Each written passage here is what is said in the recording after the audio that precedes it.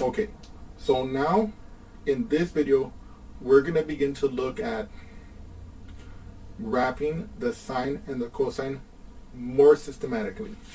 This is what I like to call the special points approach, okay?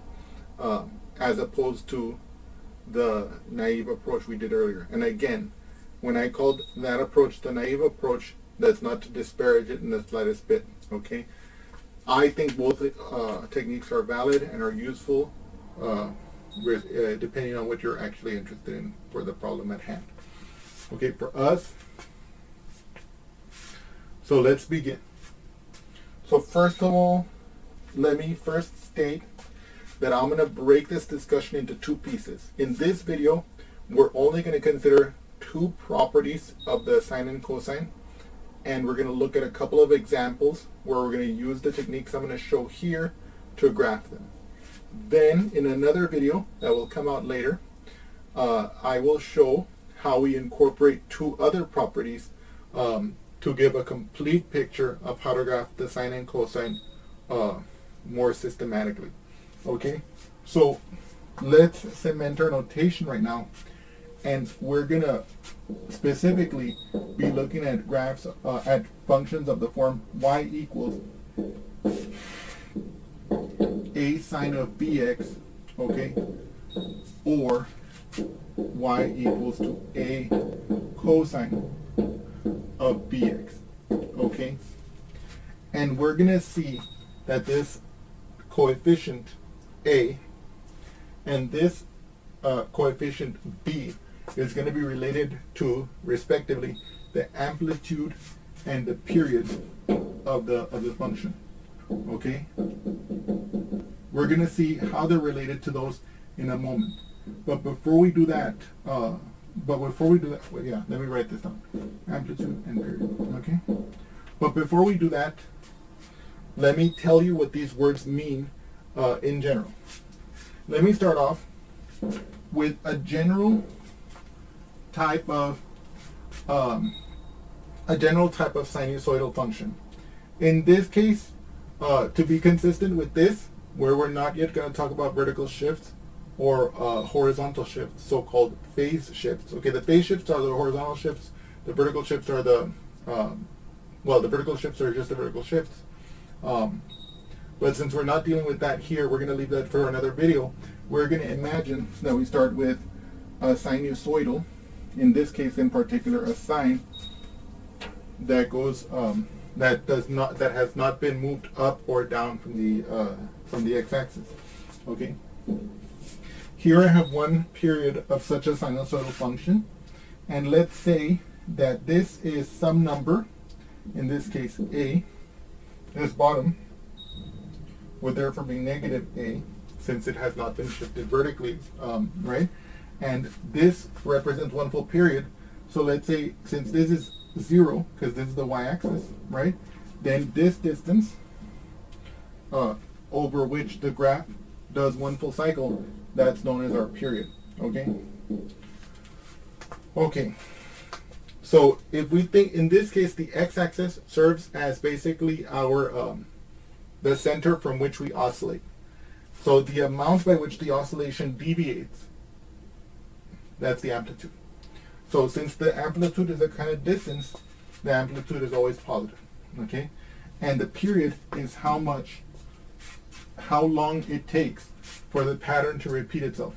The horizontal distance for the pattern to repeat itself along the x-axis. That's the period. And the amplitude is how far away does the wave deviate from the center of oscillation. Okay? If the graph has not been moved up or down, it's easy to see. If the graph has been moved up or down, the easiest way to find the amplitude is to take the maximum value, subtract the minimum value, and then divide that by 2. Okay? Okay. So now, having said that, let's look at just graphically an example of that to help us see that more clearly. Okay? Okay.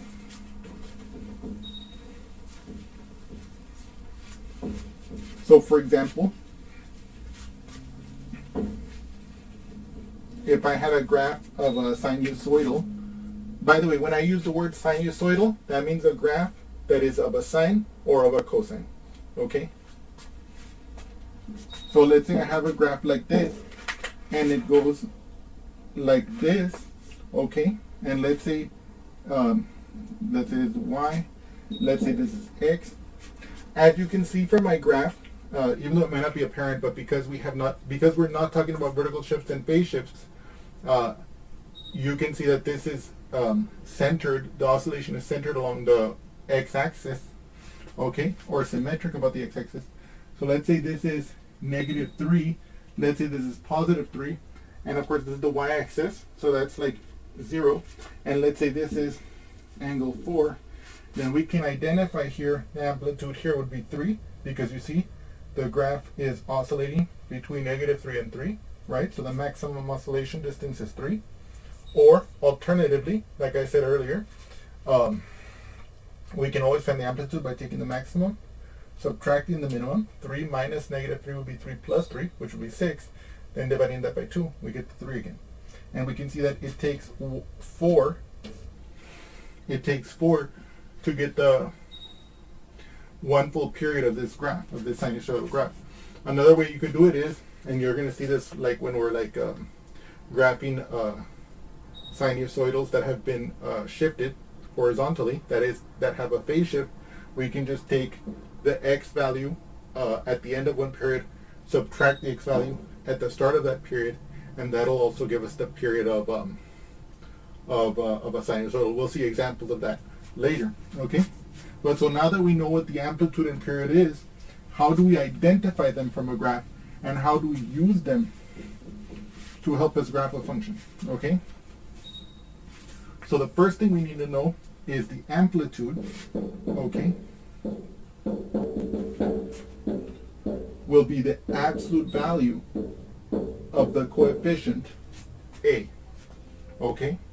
And our period, okay, will be equal to 2 pi over B. That B there, okay? Let me see. Strictly speaking, we should say the absolute value of B. Okay? Let me see. Hang on, please. Yes, this will work. Okay? Now, usually you're not going to put a negative on the inside, but that is totally valid in this case. Okay? Now, there are a little bit of complications. Okay? Now, let me put it this way. This holds.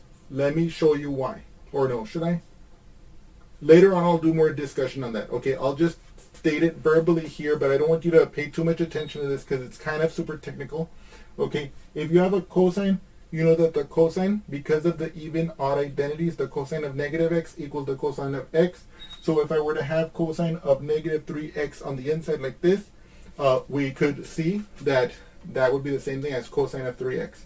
So if the b inside was a -3, that would be the same thing as if the inside was a 3. Okay, and geometrically, you know that the cosine is symmetric with the y-axis. And so if you had a 3 on the inside and then you put a -3 on the inside, it's just reflected across the y-axis. But since it's symmetric about the y-axis, the graph would be identical. The period would still be 2 pi over b. On the other hand, with the sine, you have the -3.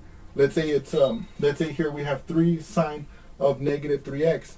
We know from the even odd identities that the sine of -3x, the even odd identity says that the sine of -x equals -sine x. So in this case, if this was 3 sine of -3x, that would be the same, pulling out the negative sign, as -3 sine of 3x. And so still the period would be this. And of course the amplitude would still be, in that case, in that particular statement, 3. Okay, but in any case, these hold. Okay, and of course later I'll do another video going through all the possible nastiness that we can see there. Okay, in any case, now that we've calculated the period, now that we know how to get the amplitude and how to get the period from an equation written in this form, how are we going to graph it? Well, for these graphs that do not have a vertical shift and do not have a horizontal shift, we will take the following fact. We will make something called a separation. Okay? And the separation will be the period divided by 4. Okay? And what we will do is we will make a table where we will choose our x as follows. Our x will be our starting point, which is 0. Later on, when we talk about phase shifts, the starting point will be different. And that's why I want to leave those for later, so that we learn one thing first, and then later we incorporate those additional facts. Then I'm going to add the separation. So let's just call this S for now, so we don't write it over and over again. I take my starting point and I add S. I add S again. What's S plus S? 2S. I add S again, 3S. I add S again, 4S. And then these will be the values where the sign will take on, where the sign will be very easy to calculate. Likewise, the cosine will be very easy to calculate. And then, in this part of the table, we will put the values respectively of the y for either of these expressions. Okay? So either sine of bx or cosine bx, respectively. So now that we've laid out these details, let me briefly do an example for you.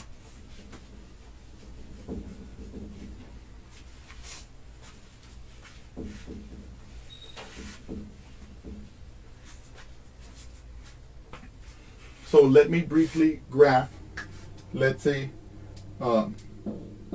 our example from the previous slide, which was y equals 2 cosine of 3x. Looking at this, we can see, aha, our amplitude, okay, let's just, our amplitude will be the absolute value of the 2, which is just 2. Our period, what is our period? Our period is going to be 2 pi divided by b, which is going to be, in this case, our b is 3. So that will be 2 pi over 3. Finally, our separation, okay, will be the period divided by 4. Okay? And if you look at this, 2 pi over 3 divided by 4, let me do that here. 2 pi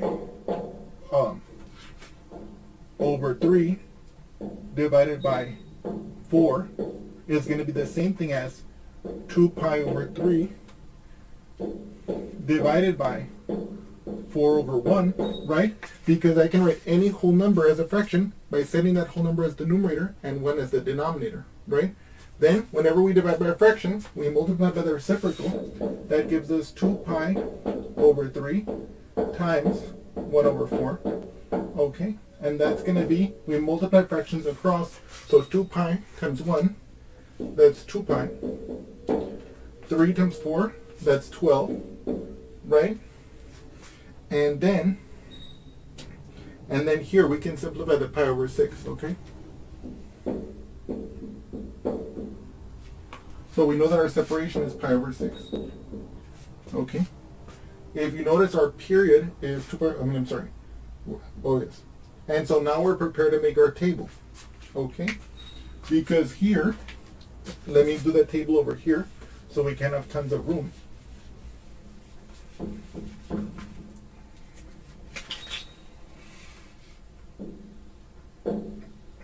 My x's, and here of course this is going to be y equals to the cosine of 3x. 2 cosine 3x. And our first x is going to be 0. Our second x, we're going to add our separation, which will be pi over 6. Our third x is going to be plus pi over 6 again, which will be 2 pi over 6. Right? Of course that simplifies to pi over 3, but let's just leave it like that for now. We add again 3 pi over 6. And then we add again, we get 4 pi over 6. You can see that this one will simplify to pi over 3 as we mentioned. And of course this one simplifies to 2 pi over 3 as we mentioned. And you can see that's exactly 1 full period. Okay, so now let's summarize this information over here. Hang on one second. So now, you guys probably have already figured out why this technique is being done this way. But just to be clear, let me show you what happens if I start evaluating. First of all, what is y equals to 2 times the cosine of 3 times 0? So we know that 3 times 0 is 0, and we know that the cosine of 0 will be 1, right? 1 times 2 will be 2. Let's do that together. Right, so this became 2 cosine of 0, right? And we look at our unit circle. You always can look at your unit circle to double check, right?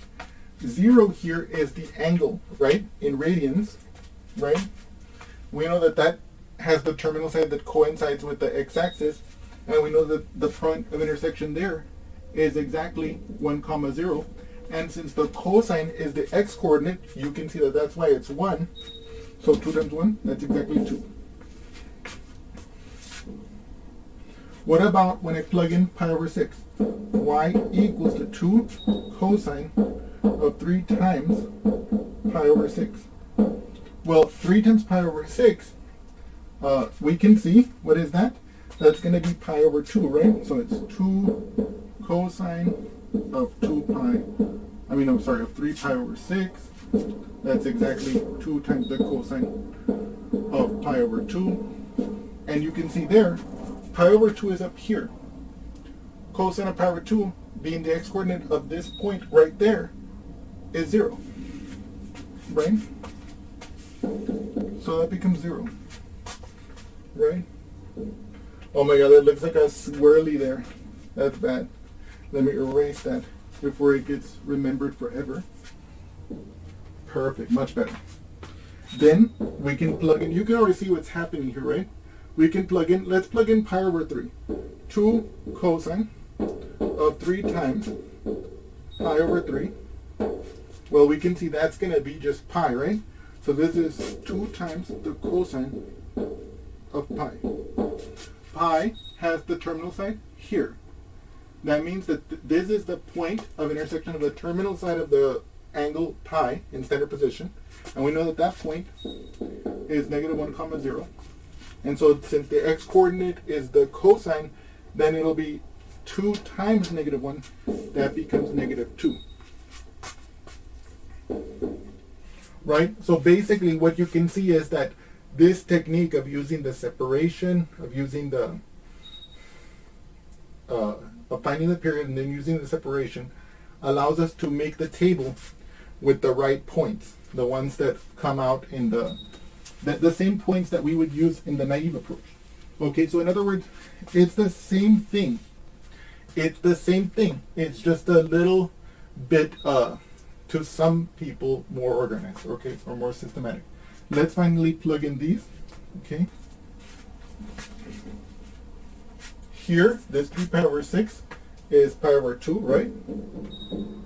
So we get y equals to 2 cosine of 3 times pi over 2.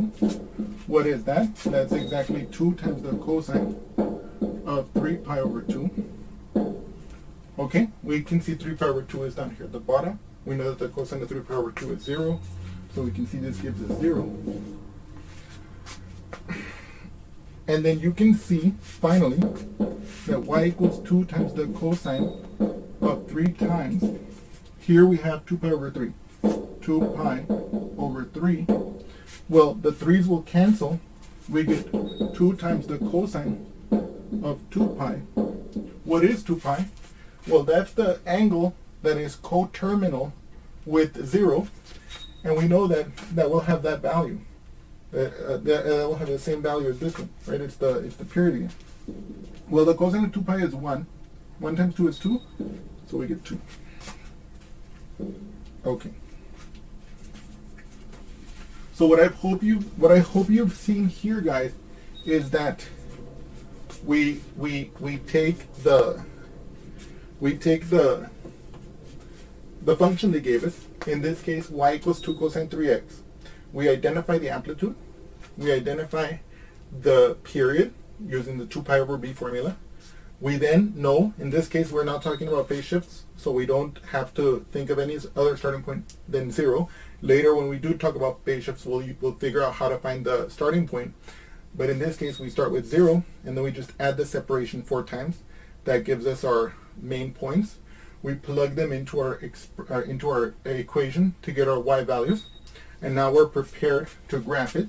What I want to tell you here, just as I've told you before, is that I want to look at what x's I need. Well, I don't need any negative x's, and for y's, for this case, I only need to go up and down 2. So, okay, so let's say here, this will be pi over 6. This will be 2 pi over 6, or in other words, pi thirds. Pi halves. 2 pi over 3. You see how I listed my angles here? That way they won't interrupt with where I'm going to draw the graph. Let's say this is 2. Let's say this is negative 2. And then you can see here, it'll start here. It'll, at pi over 6, it'll be 0.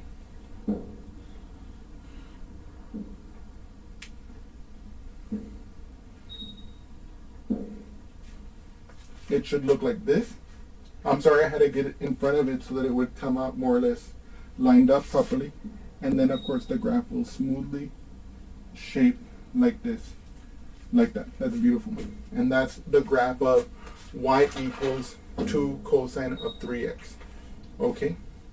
And of course you can see that the amplitude is exactly how far away the graph deviates at its maximum from the center of oscillation, in this case the x-axis. We identified the period. If we take any x value in here, right, let's say we take this x value and we go 2 pi over 3 this way, this height will be the same as the height over there. That's what it means, the period. And then these are of course our major points. If we want to label them here, the domain is negative infinity to infinity, and the range is from negative 2 to 2 with the closed brackets. Let me just write that here for completion. Domain negative infinity to infinity, range negative 2 to 2. We'll look at a few more examples like this, and in any case, I hope you've enjoyed this example, and I look forward to seeing you again soon. Thank you so much. You're still there? You're watching this video? Well, I hope you enjoyed it. In any case, if you did enjoy it, well, I encourage you to like it. Put that big thumbs up there. And don't hesitate, and don't forget to subscribe to my channel. And anyway, and also add a comment if you want me to cover some particular topic. I can't make any promises. There's a huge list of topics I already want to cover, but time permitting, I may address that topic. And in any case, I hope you've enjoyed this video, and thank you again.